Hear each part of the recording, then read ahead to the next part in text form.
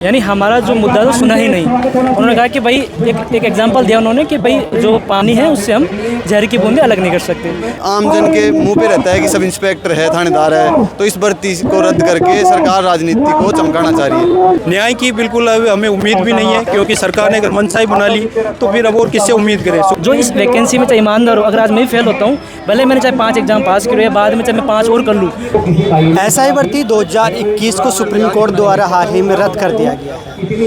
रद्द होने के बाद जो चयनित अभ्यर्थी थे जिनको एक बड़ा झटका लगा, उसी झटके के साथ साथ तो यहाँ पे जो तमाम यहाँ शहीद स्मारक पे जो परिजनों के साथ जो एसआई भर्ती में चयनित जो अभ्यर्थी थे वहाँ यहाँ पे धरने में आपको दिखाई देंगे। कुछ चयनित अभ्यर्थी हमारे साथ, तो उनसे भी बातचीत करने की कोशिश करेंगे। जो एसआई भर्ती 2021 जो 859 पदों पर जो भर्ती हुई उसमें काफ़ी लोगों का चयन भी हुआ और काफ़ी लोग फर्जीवाड़े से भी लगे हुए की बातें सामने आई।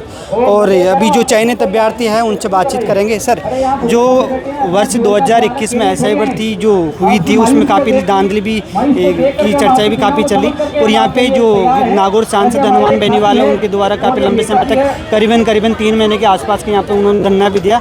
उससे लंबे धरने करने के बाद काफ़ी लंबी प्रक्रिया कोर्ट में चली। उसके बाद में आज सुप्रीम कोर्ट ने भर्ती को रद्द कर दिया गया और आपको एक झटका भी महसूस हुआ उसके इस प्रकार से। जी सर, पहला तो यह था कि सुप्रीम कोर्ट ने हमारे एसएलपी एक्सेप्ट नहीं की, यानी हमारा जो मुद्दा तो सुना ही नहीं। उन्होंने कहा कि भाई एक एग्जांपल दिया उन्होंने कि भाई जो पानी है उससे हम जहर की बूंदें अलग नहीं कर सकते। तो माननीय न्यायालय है जो फैसला दिया हमें स्वीकार ही है। अब हमें गवर्नमेंट से उम्मीद थी गवर्नमेंट हमारे फेवर में एसएलपी लगाए, क्योंकि गवर्नमेंट भी अपने साड़ी, हम भी एक जनता, हम गवर्नमेंट कहती है कि इस पूरी जो राज्य है हमारा परिवार है, हम उनके अभिभावक है। भाई जनतंत्र का मंत्र है कि जन सेवक है। वो जन सेवक का मतलब है कि वो हमारी सेवा करने के लिए है। ऐसा कौन सा सेवक है जो अपने मालिक को इस पीड़ा में पीड़ित करेगा। भाई आप कह रहे हो कि बेईमान है, सर मैं भी कहता हूँ अगर कोई बेईमान है उसको निकालो, आप समर्थन करता हूँ। एसओजी 3 बार बुलाया है, 2 बार मेरे पास टेस्ट भी करवाए हैं मेरे से, है ना। अपने हैंड क्या पाया गया? सर कुछ नहीं, अभी तक रिपोर्ट भी नहीं आई, और सर मैं दोबारा देने के लिए भी तैयार हूँ, ऐसे कोई दिक्कत नहीं है। जो ईमानदार है उसको 3 बार की जगह 10 बार लीजिए, कोई इशू नहीं है। सर आप कहते नहीं हम अलग नहीं कर पा रहे, तो सर मुझे ये बताइए, अगर आप ये बोल रहे हो कि आप अलग नहीं कर पा रहे तो इसमें प्रशासन तंत्र की विफलता भी है। आप बोल रहे हो कि हम वैकेंसी कैंसिल कर रहे हो, पहले तो ये बताओ ये प्रोसेस शुरू कहाँ से हुआ, आरबीसी से? आपने आरबीसी में सुधार के लिए क्या किया? दूसरी गलती थी एसओजी बोल रही है हमने जांच नहीं कर पाई। दूसरी गलती की एसओजी में आपने वो काम नहीं कर पा रहे, तो आपने एसओजी अभी 2-3 बार कॉन्फ्रेंस उन्होंने किया, उन्होंने काफ़ी एसआई भर्ती के साथ साथ में और भी भर्तियों की जिक्र किया। उन्होंने काफ़ी इसमें जो पेपर लीक के मामले में जो आरोपी है उनको काफ़ी यानी कि करीबन 100 के आसपास उन्होंने गिरफ्तारी की है।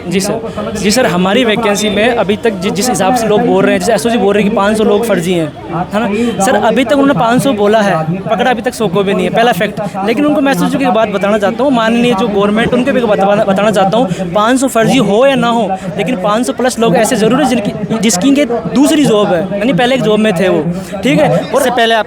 जी सर, मैं सर ये मेरी तीसरी जॉब में है। पहले मैं पटवारी था चित्तौड़गढ़ में, उसके बाद मैं ग्राम सेवक लगा था अपने सिक्कर, जो मैंने ज्वाइन नहीं की, और उसके बाद मेरी सब इंस्पेक्टर 58 रैंक थी, और एक बार एलडीसी पेपर पास किया था, उसको मैंने आगे फर्दर एक्शन में जो आगे एग्जाम था वो मैंने उस प्रोसेसिंग में शामिल नहीं हुआ था मैं। अब सर मेरी ये मांग है कि आप कहते हो हम न्याय कर रहे हैं, आपने बहुत अच्छी बात कही कि हम अलग नहीं कर सकते, इसलिए हम न्याय कर रहे हैं। न्याय का मांग ये है कि हम इनको भर्ती कैंसिल कर देते हैं, और आप भर्ती कैंसिल करके बोलते हो कि 3 महीने में हम एग्जाम कंडक्ट कराएंगे। सर मुझे बताइए, जो अगर आप स्पोर्ट्स भी ले लीजिए, आप कोई भी एक्टिविटी लीजिए, जो अपने और स्पोर्ट्स ले रहे हो आप, स्पोर्ट्स में भी अगर कोई व्यक्ति 2 साल से स्पोर्ट्स नहीं किया 3 महीने में तैयारी नहीं कर सकता वो। अगर आपको एजुकेशन की बात करें 3 महीने में कोई तैयारी नहीं होती, आपको भी पता है। अगर आप 2 साल से आप ट्रेनिंग सेंटर में सुबह 5 बजे से लेकर शाम के 8 बजे तक आप उनसे परेड करा रहे हो, और आप बोल रहे हो अब 3 महीने में ये एग्जाम दे देंगे। सर ये एग्जाम गवर्नमेंट के लिए इंपॉर्टेंट हो या ना हो, हमारे लिए हमारे एक ईमानदारी का सर्टिफिकेट है ये। जो इस वैकेंसी में चाहे ईमानदार हो, अगर आज मैं फेल होता हूँ, भले मैंने चाहे 5 एग्जाम पास किए या बाद में चाहे मैं 5 और कर लूँ, अगर इस वैकेंसी में फेल होता हूँ मैं, तो मेरे पे बाय सर्टिफिकेट लिख दिया जाएगा इसने भी पेपर लिया था। तो कम से कम आप एटलीस्ट आप बोल रहे हो कि हम अलग नहीं कर पा रहे। चलो सर वो बात, हमारी पहली मांग तो ये 3 मांग हमारी। पहली मांग क्या है कि गवर्नमेंट सेग्रीगेशन करे और एसएलपी लगाए सुप्रीम कोर्ट में कि हम इनको अलग कर सकते हैं। अगर गवर्नमेंट ये नहीं कर पा रही है, गवर्नमेंट बोल रही है कि नहीं हम हमारा दायित्व निभा नहीं पा रहे, और तुम जो बच्चों खुद ही तुम्हारा अपना देखो, तो तुम अब कर्मठ हो, तुम अपना कर्म देखो। तो हम सर ये मांगना चाहते हैं, अगर आप असमर्थ हैं तो हमें प्रॉपर अवसर दीजिए। अवसर की मांग यही है कि आप हमें कम से कम 8 महीने टाइमिंग दीजिए एग्जाम का, ताकि हम अपना एग्जाम लगा के पढ़ लें, नहीं हो सिलेक्शन कोई दिक्कत नहीं, हम अपना सेटिस्फाई जाएंगे। 3 महीने में कोई तैयारी नहीं होती, फैक्ट है। तीसरी मांग हमारी ये है कि आप कह रहे हो बेईमान ईमानदार को अलग करना है, तो आप ईमानदारों को छूट तो दे सकते हो 10% नंबर की। जो बेईमान होगा 10% नंबर लेकर सेलेक्ट नहीं होगा। जहाँ पे 3.5 लाख लोग लग रहे हैं, आप कह रहे हो 400 लोग फर्जी, जिनको लिखना भी नहीं आता, कुछ नहीं आता, कि इनको ढंग से पढ़ना भी नहीं आता। जिसको पढ़ना नहीं आता उसको 10% नंबर दे दो, सिलेक्शन नहीं होगा उसका, ये फैक्ट है।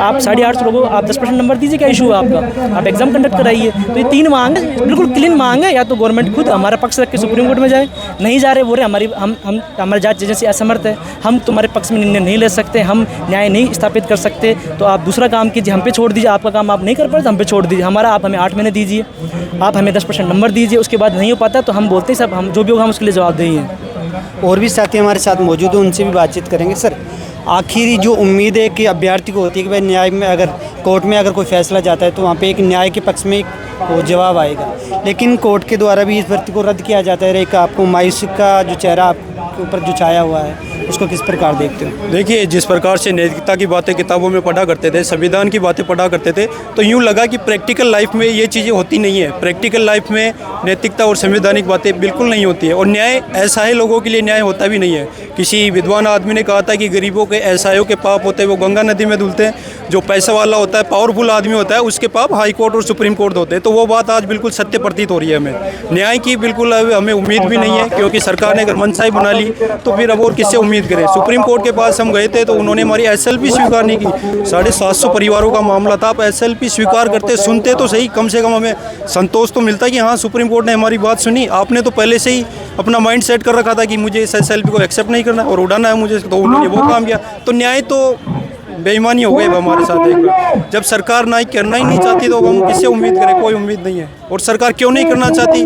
हो सकता है वो पेपर माफिया को बचाना चाहती, क्योंकि जब भर्ती जारी रहेगी तो इसमें जांच होगी तो पेपर माफिया तक सरकार जाएगी। तो अब उससे बचाने के लिए इस भर्ती को पूरी तरह से निरस्त करके उनको दूसरा जीवन दिया है पेपर माफियाओं को। लेकिन सरकार और न्यायपालिका की ये पूरा उनको मालूम है कि भाई जो 859 की जो भर्ती हुई उसमें सभी तो फर्जी है नहीं, कुछ जो फर्जी जो भी है उसके जांच के अकॉर्डिंग अगर वो फर्जी पाए जाते हैं उनको बर्खास्त कर दिया जाता। बाकी जो ईमानदारी से लगे हुए थे उनको तो पोस्टेड रखना चाहिए था।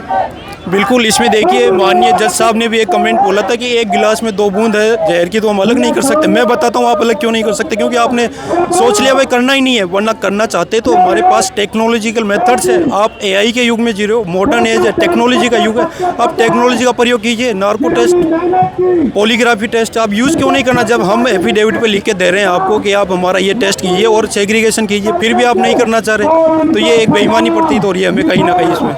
आपका शुभ नाम? Kamlesh जोतड़, sub inspector Kamlesh जोतड़। Sir, जिस प्रकार जो SI भर्ती का राजस्थान में SI भर्ती एकमात्र ऐसी भर्ती तो है नहीं जो इसी में धांधली हुई है।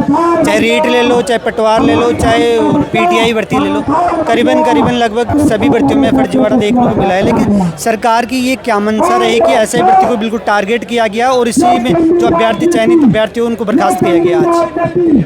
देखो, मैं ये कहना चाहूँगा, सरकार इस भर्ती को राजनीति की भेंट चढ़ाना चाह रही है।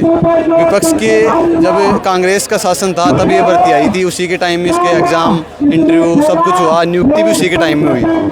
उसके बाद में चुनाव हुए, सरकार का मैनिफेस्टो आया, सरकार बोली कि हम SIT गठित करेंगे और इसकी जाँच करवाएंगे।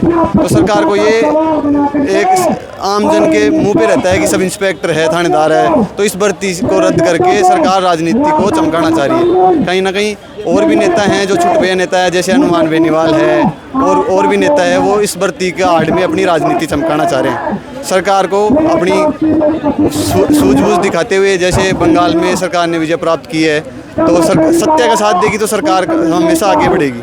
तो सरकार को ये करना चाहिए कि जो ईमानदार है उनके साथ कोर्ट में जा खड़ा होना चाहिए और न्याय दिलाना चाहिए उनको, और अपना एजेंडा इसी में रखना चाहिए। दूसरी बात ये कि सरकार जब बनती है तो सरकार को ये तो है ना भाई फिक्स आदमी उसको वोट देकर सत्ता में लाते हैं, उसमें कुछ जो दोषी हो चाहे निर्दोष हो सभी लोग मिलकर के सरकार बनाते हैं। लेकिन अपने संविधान के अकॉर्डिंग ये भी कहा जाता है कि अगर 100 निर्दोष में एक दोषी पाया जाता है तो उसके खिलाफ उसकी जांच पड़ताल करके एक दोषी के खिलाफ यानी कि उसके पक्ष में रह करके संविधान के अकॉर्डिंग उसको न्याय दिलाने का काम करे।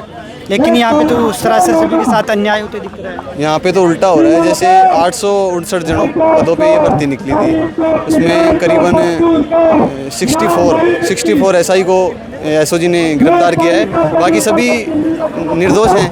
अगर और मान लो एसओजी जांच करती है तो और 20-30 पकड़ में आ जाएंगे। और कितने का आ सकते हैं? 100 से ऊपर तो आंकड़ा नहीं जाएगा।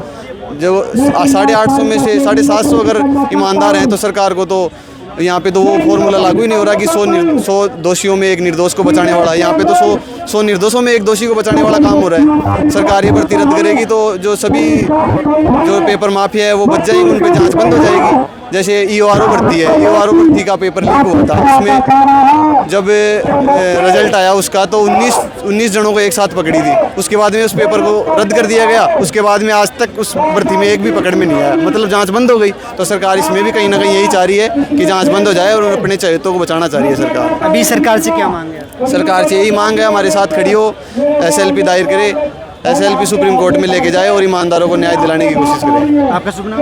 Ravi, sub inspector Ravi. इन तमाम चयनित अभ्यर्थियों से बातचीत की। उन्होंने बोला कि जो 3 मांगे प्रमुख मांगे है। पहली मांग है अगर दोबारा से सरकार इसको भर्ती को पुनः करवाती है उसमें 10% उनको छूट दी जाए। और तीसरी मांग है कि जिस प्रकार की धांधली यहाँ पे देखी गई है एसआई भर्ती में, इसमें जो दोषी है उसको जांच करके दोषी को पद से बर्खास्त किया जाए और जो निर्दोष लोग हैं उनको वापस से पोस्टिंग की जाए। और ऐसे ही तमाम अपडेट्स के साथ बने रहे हमारे चैनल द खटक के साथ। शुक्रिया।